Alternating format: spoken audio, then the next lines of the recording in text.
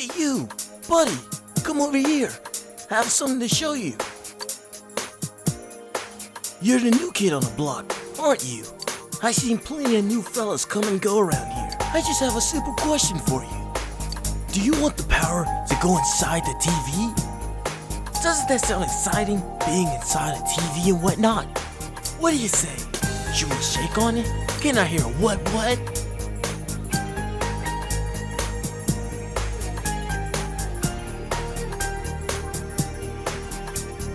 Come on, bitch boy. I haven't got all day.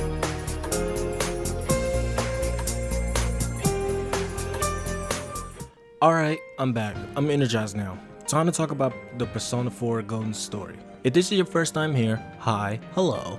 Also, this is part 2 of a 2-part video for my Persona 4 review. You can check out part 1 in the description below. In part 1, I only go over some of the characters and gameplay. Here, I'll explain the story to the best of my ability and go over some of my thoughts. Let me say this off the bat. I do not hate the story, I just really hate the direction in which they went. Wait, that makes it seem as if the story just straight up sucks. No, let me explain the story and why I'm disappointed. We arrive in Inaba and meet Dojima and Nanako. All of us stop for gas and Hiro shook hands with a stranger. Later on, we hear about the killer of Mayumi Yamada, who was found hanging from a TV antenna. We didn't have a wet dream that night. At school, we meet with Yosuke, Chie, and Yukiko. Stop right there! What did you do to my DVD?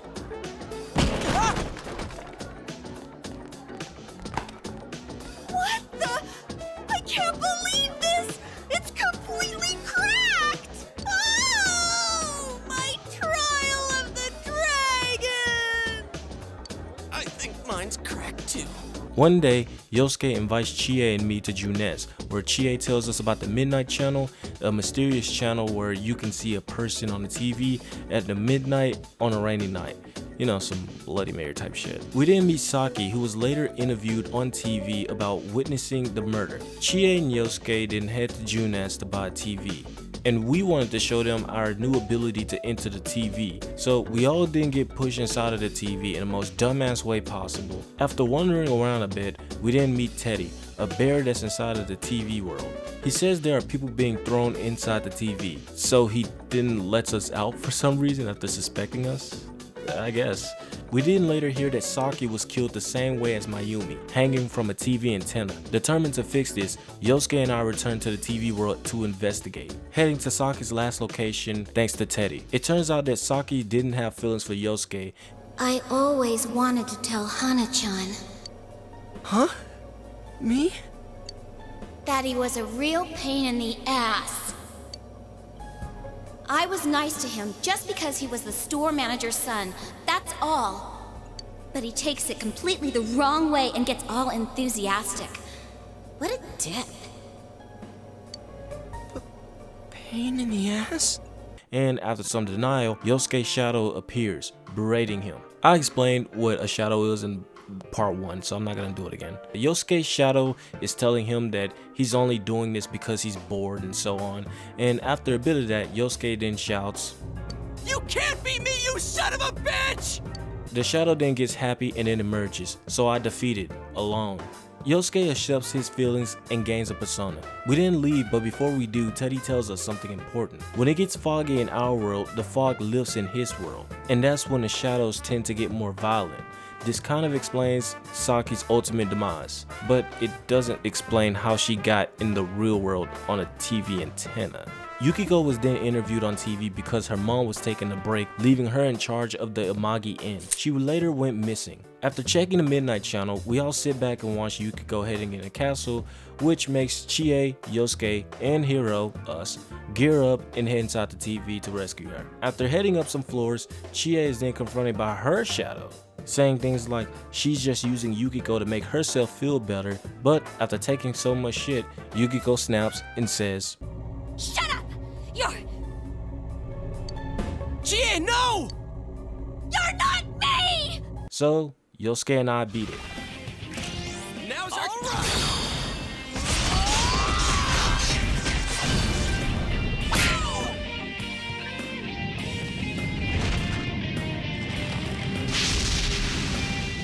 Chie then accepts those feelings, gaining a persona. We then press on, going to the top floor where we see Yukiko, who is next to her own shadow. Yukiko's shadow then starts to grill Yukiko, saying things like how she wanted to be saved and how the Amagi Inn is just holding her down. Yukiko then gets pissed, yelling at the shadow, saying, No!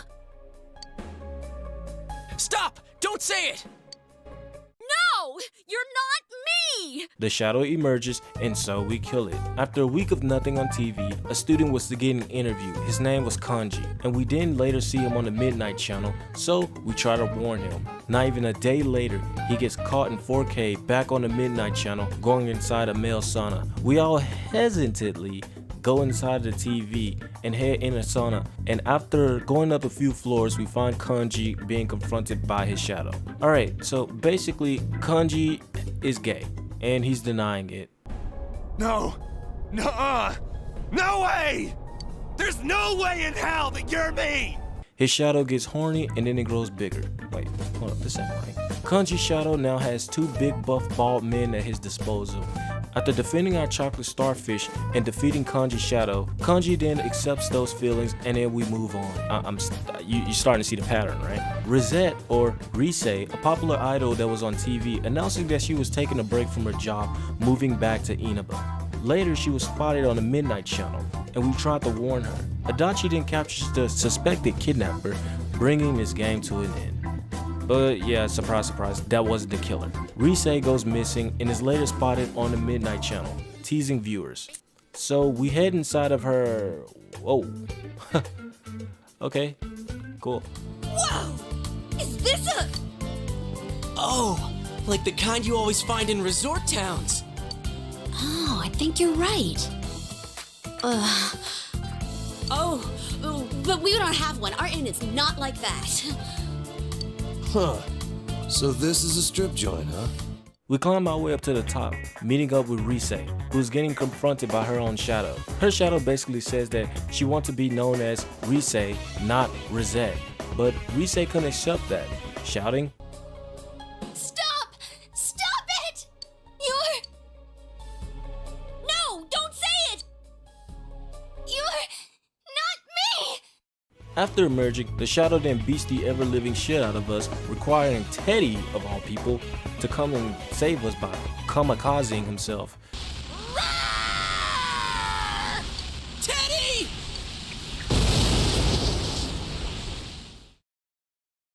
I don't know how, but it worked. I just noticed that after exploding, he goes flaccid, which has to be an innuendo. I mean, come on, we're in a strip club. Rise then accepts those feelings, gaining a persona. Teddy himself also spots his shadow. His shadow calls himself out for lying to himself due to his lack of memory, saying he'll never uncover the truth about the TV world. Teddy denies it, and here we are. This is unrelated, but I love Teddy's boss design. It looks cool as shit. And after beating his ass with the smallest help from Rise possible, Teddy then accepts his shadow's feelings, gaining a persona. A couple of days later, we hear that someone else has died. Nobody was on the Midnight Channel, and it turns out the person who died was our high school teacher. Something I found a little strange is that Yosuke keeps calling the murdered teacher King Moron even after his death, which is, weird. The victim this time. It was King Moron. But I think we can be sure now that King Moron was never thrown into the TV. And King Moron isn't even a good joke. You should have just called him Austin Powers.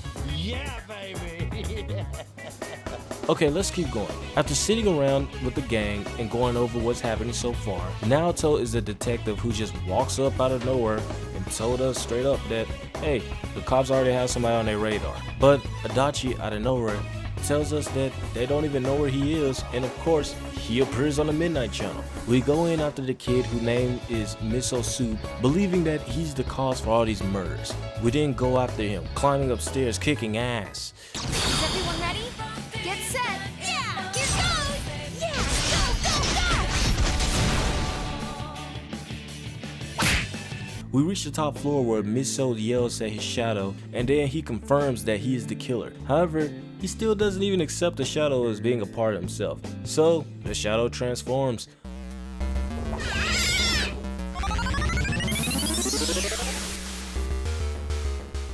We beat it, although I damn near struggled near the end. After beating him, we bring in Miso Soup to the real world, and he claims that he did it all for attention, and thus this game is being brought to an end.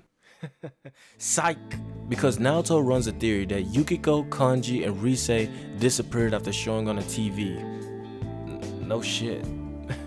He also says that the first 2 victim deaths are unknown. Aside from Austin Powers, whose death was concluded to be blunt force trauma, unlike the other victims. Naoto states that Austin Powers was not seen on TV and never disappeared, which in other words means that Miso Soup only killed the teacher. To test this game theory, Naoto went on TV and of course appeared on the Midnight Channel. Naoto was going to do a live transgender surgery, so we rush in to stop him and to find out that he is actually a her. Naoto's shadow says that they're sick of being looked at as a kid and want to be a grown-up and also a man so they can be respected. And so the real Naoto denies it, and the shadow becomes an alternative Astro Boy who was so close to ending my life. But Yukiko saved me and the team. There, not you! Yukiko-senpai needs help. After the midterm exams, we get a letter that was most likely hand-delivered to our house by someone. And a couple of days later, Dojima gives us another letter that was hand-delivered to us. And it says, if you don't stop this time, someone close will be put in and killed. And this time, Dojima reads it, and so he takes us into the interrogation room. We tried telling him the truth, but he doesn't believe us. He could have believed us if Hiro would have just stuck his hand in the TV, but yeah, you know, oh well. Then the Midnight Channel turns on, and apparently Nanako was on TV. Honestly, this was the most tense moment in the game. We're stuck in a room with few options and nobody believes us. Plus, our cousin is potentially going to get kidnapped. However, they tried to explain why she was on the Midnight Channel despite never being on TV. So apparently the way they explained it is by saying that she wasn't seen on TV, but she was heard. Okay, so a reporter took interest in Nanako and released a photo of her and her name in a newspaper. On top of that, it's a small town, so she must have been known, which has to be the dumbest reason for her to appear on the Midnight Channel. But hey, you know, whatever works, I guess. The game then tells Dojima that Nanako is missing and is kidnapped by the serial killer. Dojima then runs off to go find his daughter. Turns out the guy who kidnapped Nanako and dropped her off inside the TV name was Taro Namatame. So Dojima chases Namatame, who is fleeing, but he pulls the brakes, causing Dojima to crash into him. Namatame then goes inside the TV inside of his truck. Dojima then begs us to save Nanako, so we gear up and head into the TV world. I should touch on this really quickly. The soundtrack is really good. The Atlas team seriously knows how to make great music, and huge thanks to Shihoko Hirata for putting her all into these songs. Her singing is amazing, but the song, Heaven, it made me really want to kick some ass. I'm ready for anything, nothing can stop me.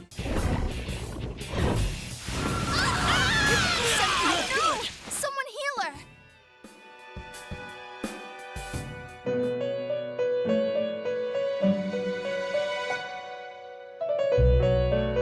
Yeah, I was completely unprepared to save Nanako, so I had to beat lower level shadows. I did it to the point where they became tiny as hell. We reached Namatame, who then claims he's saving Nanako and he had saved everyone he's thrown inside the TV so far. Namatame then changes into a shadow, and then he changes into Kanino Sagiri. I have zero clue how this happened, but Kanino Sagiri thought it was the savior of mankind, so we kicked his ass. Come on! Take this!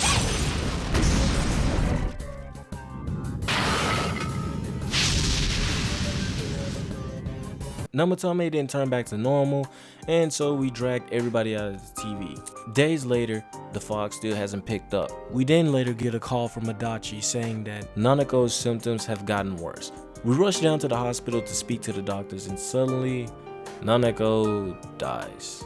And this part is very unexpected and sad as hell. I love it. Wait, that sounds dark. I have a small critique with this part, is that the main character doesn't say a word to Nanako at all. Nanako says, I'm scared. Big bro. Dad. Annie.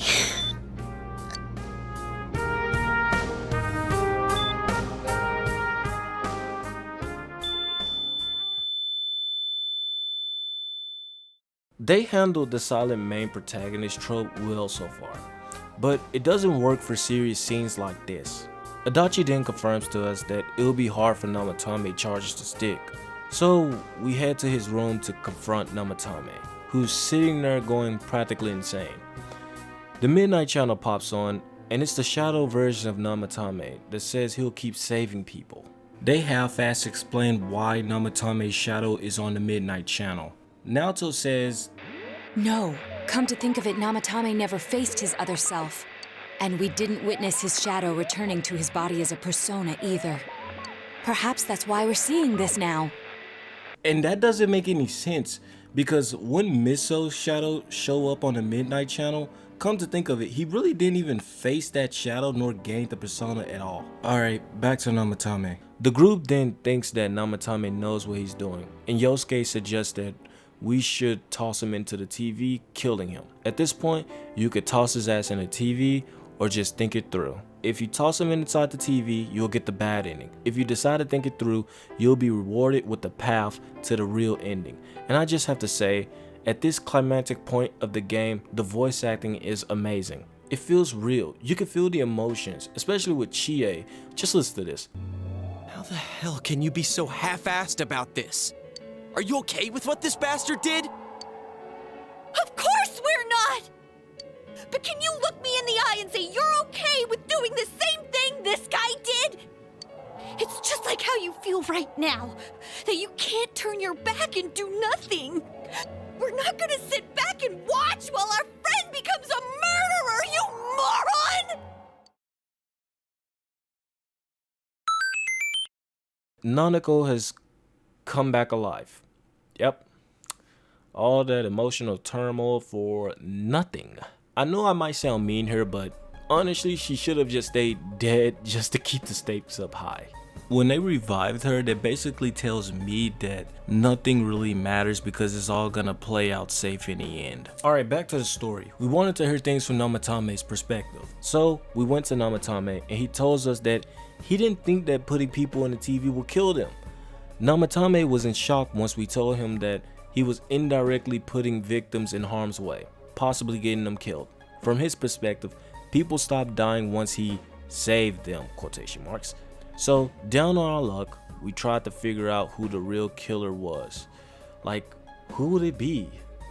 I wonder who it was. It's Adachi. Of course it was Adachi.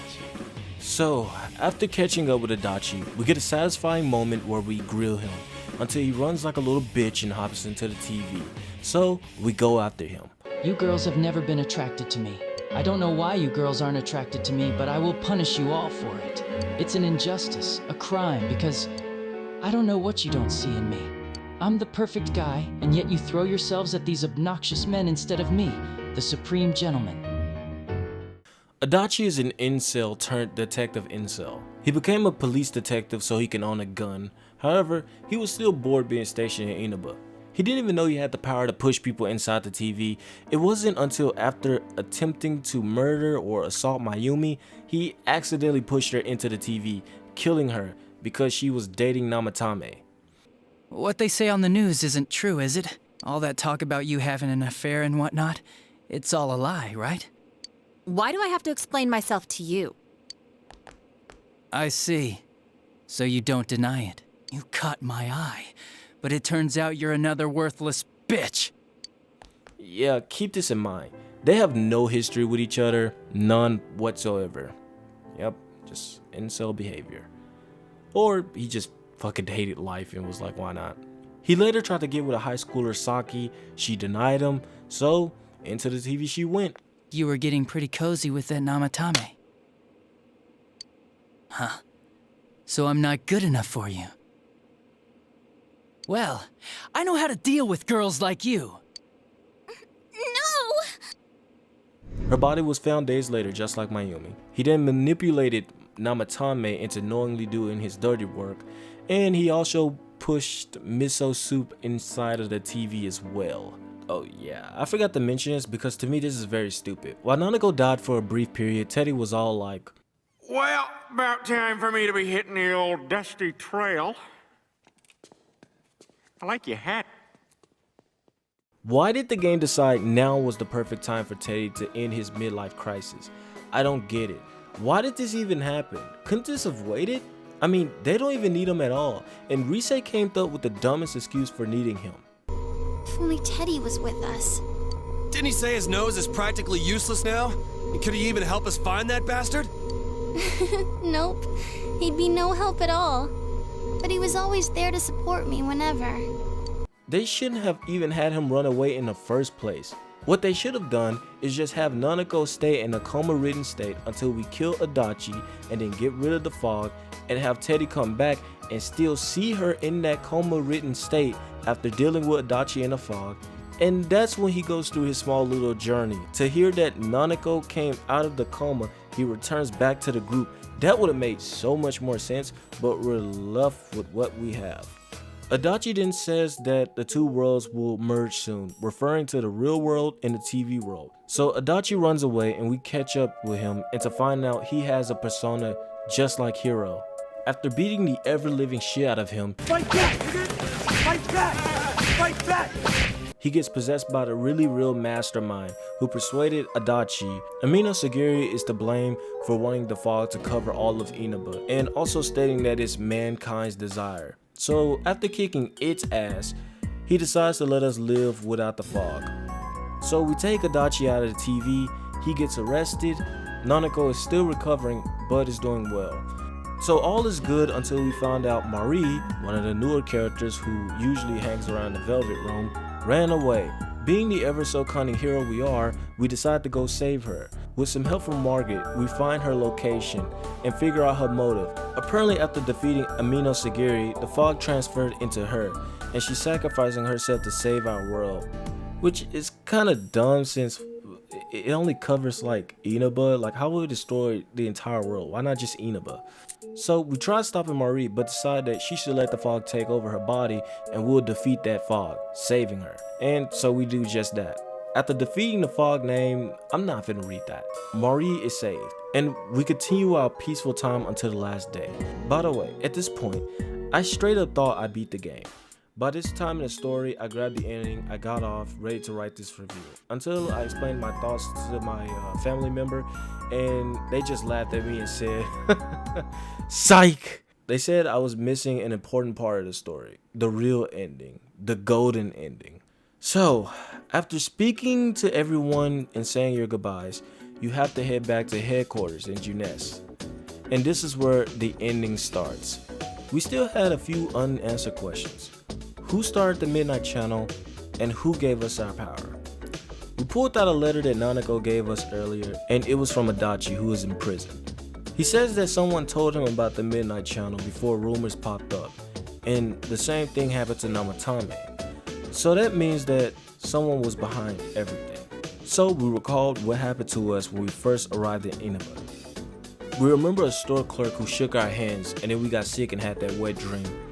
Oh, by the way, before we confront the store clerk, Marie also mentions that the person behind this was using Marie and Amino Sagiri to fill both worlds with fog.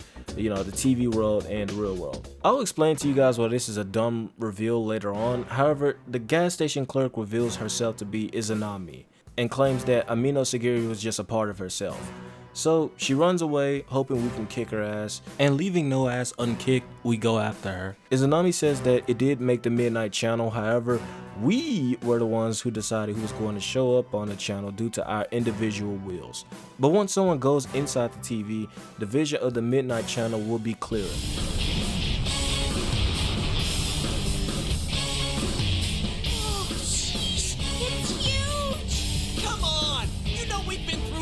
Than this thing. This is just the send-off our leader deserves. All right, time for the grand finale. Izanami then evolves into her first form, and we defeat it thanks to the Orb of Confusion Igor has given us earlier. The orb dealt some hefty damage. Izanami then transforms into her second form, sending Hiro's companions one by one in the underworld, sacrificing themselves for us. Eventually, Hiro himself goes into the underworld. As Hiro is about to give up, he has visions of all the people he's bonded with throughout his journey, encouraging him not to give up. So, he gives up. I'm just kidding. He doesn't give up, and he awakens a new persona called Izanagi no Okami. When he returns from the underworld, Izanami then tries her best to send us back, but none work because we just that guy. And then Hiro then uses his ultimate move, Mithrid Truce.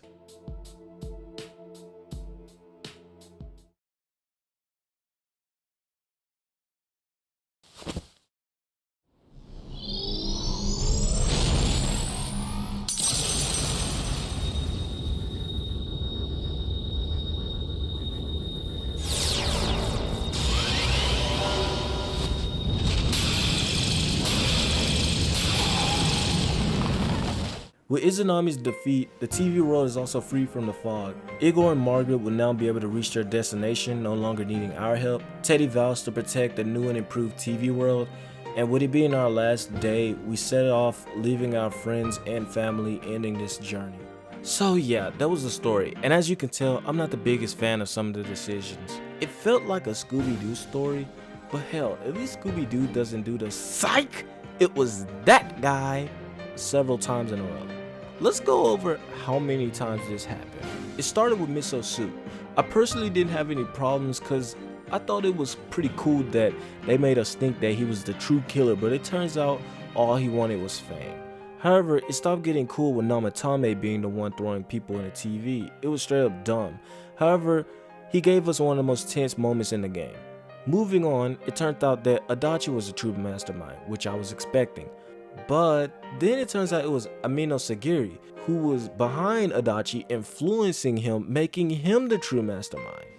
And after defeating Mari's whatever that is, it turns out that the true mastermind behind the other true masterminds was Izanami, the girl we shook hands with. I swear I thought after defeating her there was another mastermind beyond masterminds, but they stopped there. Thank God. So they pulled the psych, it was him 6 times if you want to count that random photographer that Adachi caught earlier in the game. So I want to say first off, how, or better yet, why did Izanami come up with such a convoluted plan? Like, what? I'm surprised everything fell perfectly in place for Inaba to be covered in fog. If anything, it would have made sense for Yosuke to become the real killer after Adachi. I mean, hear me out. He and Adachi basically have the same goals in mind. They were both bored until they found out about the TV world. Plus, it would have been a twist that nobody would be expecting. I'll admit, a part of why I disliked the story, it was because I was misled. I was under the impression that this was a murder mystery game. I didn't know that they just used it as a plot device. It was just such a missed opportunity. They really should have let the player put all the pieces together. It really would have given the player more immersion, as if he was actually putting in the work.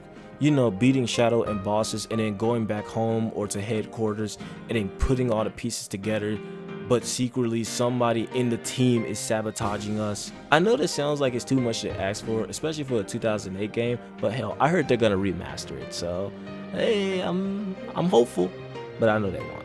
But that's just my opinion. Let me know what you think about the story. I will say, aside from the story, I enjoyed everything else. The main characters, for instance, I loved how they interacted and bonded with each other.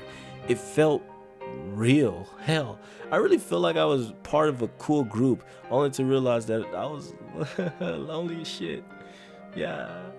Furthermore, I enjoyed most of the social links where you get to hang around with other people and get to know their stories, and help them feel confident to achieve their goals.